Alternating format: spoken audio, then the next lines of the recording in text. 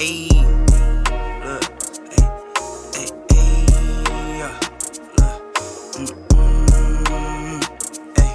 I'm in the lab like Dexter, brand new batch he tested. I'm with all the extras, don't try and bitch, I'm pressure. I'm the type to step on steppers, I'm the type to step on steppers. I'm the type to step on steppers, I'm the type to step on steppers. So we'll go ahead and start off with the NBA draft lottery recap. We're picking up right where we left off. And first things first, I want to talk about our predictions for the lottery. I mean, what was our record for this? We probably hit about on the 5 picks out of the 14. Probably, yeah. Yeah, it wasn't very efficient night for us. But that's what happens within them during the NBA draft. A lot of things go unknown, and a lot of things happen that we can't necessarily control. But we'll go ahead and start off with the biggest winners of the 2023 NBA draft. If I had to say, it's definitely the Houston Rockets. The fact that they were able to get a player in Cam Whitmore, who at one point was projected to go top 5, and he goes all the way up. Goes all the way down to 20, and for them, they were thinking about picking him over Amin at some point. They were juggling between their two options, and then all of a sudden they have this opportunity to land right in their lap where Cam Whitmore falls all the way to them at 20, and so they're able to get two guys who are considered two top 5 talents in this draft. And I don't really understand the slide from Cam Whitmore's side. I mean, even if he interviewed poorly, or it doesn't seem like there's much medical issues, because Summer League he looks fine movement wise and how he is. And there is reports coming out about his coach trashing him during the whole interview process. So the whole slide to me makes no sense. Some of the contenders refusing to get him. It makes sense. They're trying to get guys that fit their culture and what they're seeking to do, and they're not really looking to nurture a young player. But some of these other teams that were in that range and they didn't select him, it's kind of confusing to me. But Houston Rockets to me were the biggest winner of this entire NBA draft. I'm gonna agree with you. Cam Whitmore having Houston having them, probably deciding on him or Amon at the 5th or 6th pick. They're up there saying, "Hey, this guy is a top 10 talent. We might draft him here." But for them to fall at 21, he got drafted. 20 is fantastic for them. They got two top 10 talents on their team. They got a young team. They're building on what they have from the last year's drafts and the year before. And, to pair these two guys together, it's absolutely fantastic, especially having Amen at the 5th pick. He's going to be a fantastic point guard for the team. And I feel like, them walking into the situation, them picking up some vets in the offseason, they're gonna learn a lot. They're gonna learn a lot. And, to pair them with KPJ, Jalen Green, Jabari Smith, it's gonna be a young team, and it's gonna be interesting to see how they they fluctuate.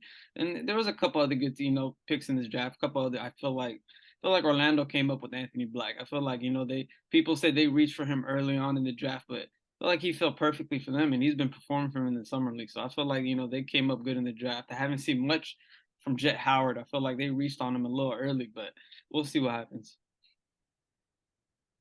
I think for me, I think my biggest winner so far, my biggest winner from the NBA draft, I think I would go with the Utah Jazz. I like their 2 picks. They took Taylor Hendricks at number 9, a guy that we thought would go maybe top 5, top 6. Probably we didn't expect him to fall all the way down to 9, but if he was there, he was going to be taken off the board as quickly as possible. But also the other pick that they got later on in the draft, where they took Keontae George. And so I think, the Utah Jazz, although they're not a team that's going to be contending anytime soon, I think, Danny Ainge has done a hell of a job at building some sort of identity in Utah. And, he's using all of his assets to the best of his ability. He's not, trying to attract any type of superstar. He's just trying to build it from scratch. And he's done it before, so he's trying to do it all over again. I think he got some good solid pieces, and Taylor Hendricks, Keontae George. You also have Lauri Markkanen over there. I mean, it's kind of the bigs are starting to get a little too much, but at the end of the day, the bigs will end up they'll start moving off to different spots. So their contracts will all expire, but they got some nice cornerstone pieces for the foreseeable future, and I think they were arguably one of the best winners in this draft. There's a couple other teams as well. I like what the Indiana Pacers did. I think Jarris Walker just falling straight into their lap. I think it's a match made in heaven. Now he's probably going to be their starting 4 for 7-10 years, alongside Miles Turner if they end up keeping him. And so there's just Orlando. I learned that Orlando had a lot of doubts. People that said that they were the biggest losers, but so from what we've been seeing from Anthony Black and Summer League, it's been it's been pretty good for them. So I think for me, I'm going to stick with the Utah Jazz. But now that we've talked about the winners, let's go ahead and talk about the losers, the biggest losers of the 2023 NBA draft. I think they did amass a bunch of picks in this draft, but the Charlotte Hornets to me are the biggest losers. And it's not to imply that Brandon Miller is going to be a bad player at all. I do think that he was justifiably going top 5 for obvious reasons. He was the best freshman in the country. He averaged 20 on the Alabama team. He played absolutely phenomenal. He's a 6'9" shooter that can shoot the ball, the lights out the ball. He has some on-ball creation ability and some playmaking ability out the pick and roll. But, when you pass up on the opportunity to get someone like Scoot Henderson, who I feel like he just comes in that one game in the summer league against the Rockets told me enough about how Scoot translates on the NBA floor. I mean, his ability just to read the floor, his poise, he just plays with a lot of pace. He takes his time. He seeks out his spots. He finds his teammates. And so I feel like them passing up on Scoot Henderson. And in reverse, I mean, going back to the point, I think the Blazers were the winners of this draft. They have the opportunity to, potentially move on from Dame. Reports are coming out saying that if it takes months, then it takes months. But they have the opportunity to build around this core of Shaedon Sharpe and Scoot Henderson, and I feel like that opportunity falling in your lap isn't something that's light, And for the Charlotte Hornets to pass up on Scoot Henderson, to me, it's pretty crazy. But I didn't expect him to go number 3. But Brandon Miller, he's a hell of a player. I expect him to play well and be well. But I had Scoot Henderson at number 2 for a reason.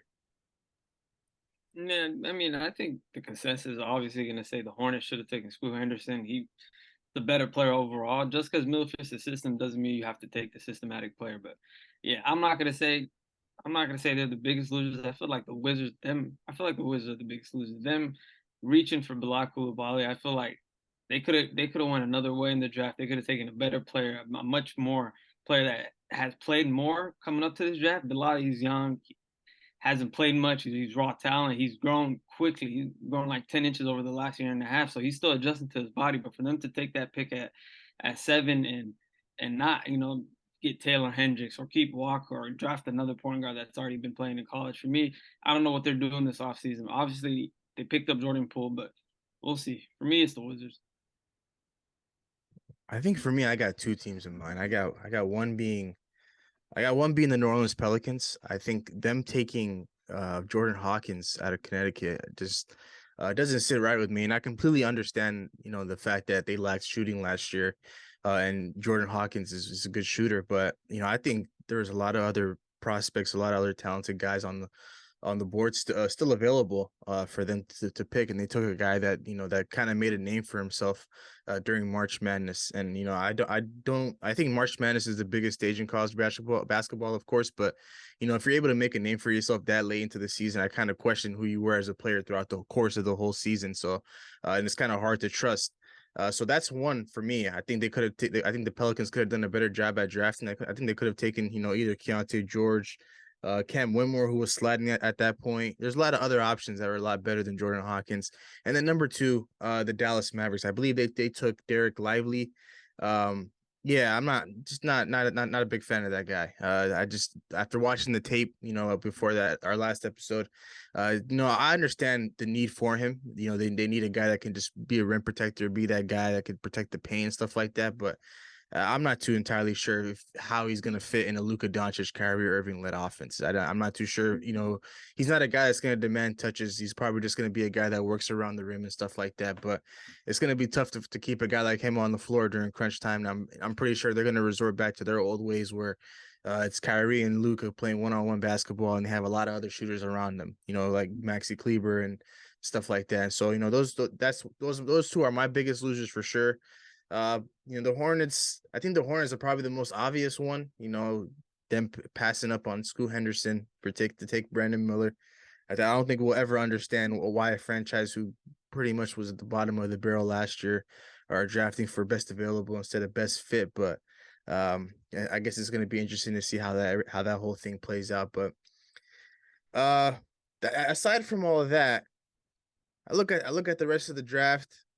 I think the fans do need to hear your thoughts about the number 18 pick for the Miami Heat.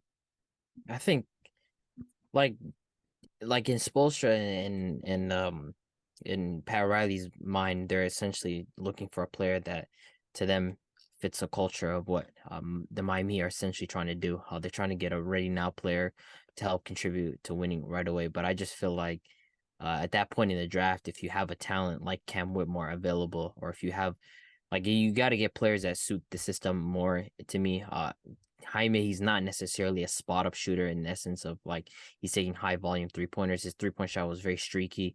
He's a lot more mid range oriented, and in our system, that's less likely to happen. And I just see him. It depends on what role he's gonna fit. I think defensively he's gonna have issues guarding wings and faster guards.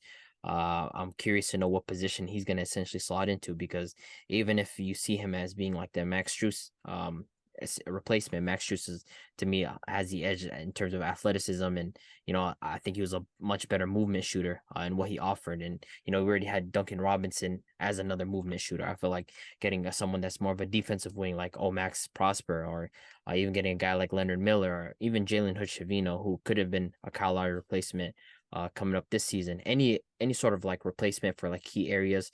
I just don't buy into what Jaime essentially brings to this team.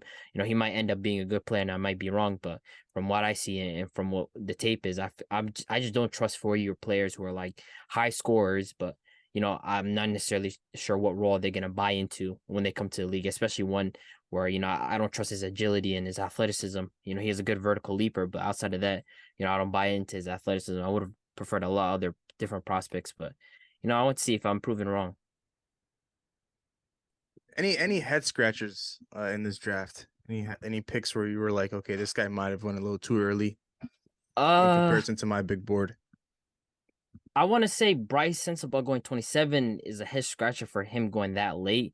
I understand the concerns about his knee, and that's why he's not playing in the summer league. But I genuinely thought this guy was a top 15 talent at worst. He's one of the best scorers coming into this draft. I was shocked at the fact that he went at 27. GG Jackson going at like 45. He's another guy that I'm really high on in terms of his talent. If it makes sense that he slipped, but I'm not a fan of it. It's a bit head scratching for teams, not to reach for talent like that. There's a lot of like Keontae George going 16. I think that's pretty fair for where he was estimated. Cason Wallace going at 10 kind of shocked me to OKC. I didn't expect OKC to go for him. Not that he wasn't going to be drafted between 6 to 15, but I like the idea of them getting him, and to me they won with that pick right there, because they get another versatile guard that can do a lot. And I'm a big fan of Kentucky guards. I feel like a lot of Kentucky guards, when they come into the league, they offer a lot more than what they were showing in college, because in college they're bought into a role. You see guys like Tyler Hero, Jamal Murray, Devin Booker, a bunch of other guys, when Emmanuel Quickly, Tyrese Maxey, the list goes on of Kentucky guards that just come into the league and they just start hooping. So, I'm a big fan of Cason Wallace. And, in terms of like head scratchers, I did see Trace Jackson Davis from Indiana. I don't know if that was because him being promised by the Warriors, that's why they gave him a contract. That's why he didn't essentially get drafted till late, or I don't know what the situation that is, but the guy was literally at worst the third best player in college. I'm not a big fan of undersized centers like that, but he's another guy that should have been drafted earlier. So there is some head scratchers that went on during the draft. Big issue. You content with your pick, Jalen Hood-Schifino? I'm content with it. He can work on his jump shot a little bit, work on his 3-point game, but what I've seen in summer league so far, he's been playing good. First game was kind of slow, but the last 3 games he's kind of picked it up, and he's been contributing to the team. So I mean, with our depth chart, with Reeves and D'Lo coming back, and kind of mixing it up, picking up a lot of wings, I think he's gonna have an opportunity to play some point guard this year. So we'll see what happens. Actually, there is another head scratcher. The Atlanta Hawks taking Kobe Buffkin, and the reason being is, why did they sign DeJounte Murray then? Like, there's just a log jam of guards now on that team. You have Bogdanovich, you have Trae Young, you have AJ Griffin, you have DeJounte Murray, you have Kobe Buffkin now. You have a bunch of guards. AJ Griffin can play the 2 and he can play the 3, but you still have a bunch of just guards on that roster. And now they just extended DeJounte Murray, I believe. So it's like, what's the plan? Like, why didn't they go more wing heavy with that pick? I'm trying to figure out what the idea is. I don't know if the Hawks are trying to stockpile picks and essentially trade them for a guy like Siakam, which has been a rumor as of recently. But, Kobe Buffkin was a head scratcher going to Atlanta because, you have a bunch of guards, and I rate him very highly. He's one of my favorite players in this draft, but I don't know why they would take a guard. It doesn't make much sense. Yeah, that one doesn't make that one doesn't make any sense at all. But I think I'm kind of getting a sense that there's something that's going on the back end in Atlanta that we're just not aware about. And I think it's either Trae Young's going to be gone real soon, or they're trying to move off from DeJounte Murray real soon. But it's going to be interesting to see how that whole thing plays out. Why give the extension to Murray and just move on for him?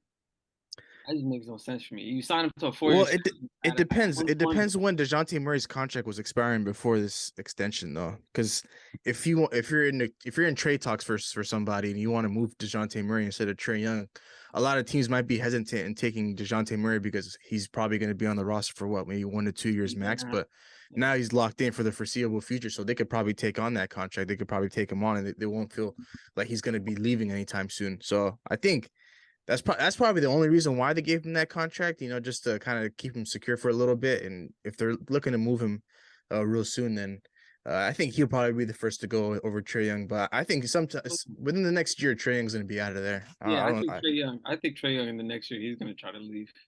I don't see him staying in that situation. It's not winnable for him, so probably the next year he's going to be like, hey, I'm trying to get out of here. And they're going to keep Deontay. We're just going to have to wait and see on what that house situation ends up looking like. Record a new hit, then we making us a film. Wouldn't sign a deal if I got a couple mil. Been in the lab, now they throwing out deals. Me and now late, now that's overkill.